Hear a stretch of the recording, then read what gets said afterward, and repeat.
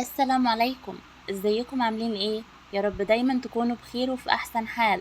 تعالوا بينا نصلي على النبي عليه الصلاة والسلام ونبدأ فيديو النهاردة. اول حاجة كان عندي كيكة كده، قلت اعمل لها اعادة تدوير واعمل لها اشكال حلوة من اللي الاطفال بتحبها. هعملها كيك بوبس. هفرم الكيكة في الكبة وبعد كده هضيف عليها جوز هند، وبعدين جبت شوكولاتة مطبخ سيحتها في الميكرويف، لو عايزة تسيحيها على حمام مائي ينفع برضو.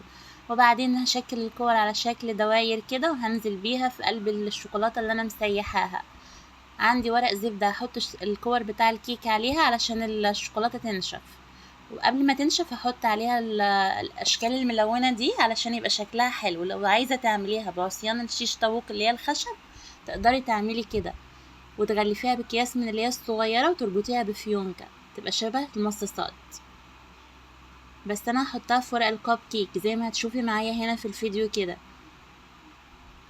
هعمل الكيك على شكل كور وانزل بيه في الشوكولاتة اللي انا مسيحاها في الميكرويف لحد ما بقت شوكولاتة سايحة، وهعملها بقى على الورق الزبدة علشان تنشف معايا.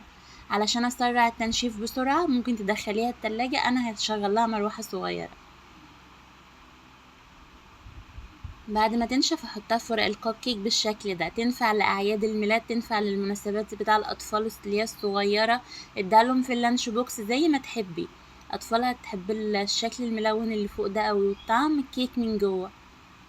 ممكن تحطي في الكيك من جوه مكسرات لو عايزه، او فول سوداني او زبيب، بس انا شايفه ان هي كده كويسه برضو.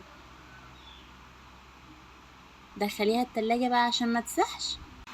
بعد ما تدخليها التلاجة بقى خلاص قدميها بعد 5 دقايق هتلاقيها نشفت وبقت كويسة، وكليها بالهنا والشفاء.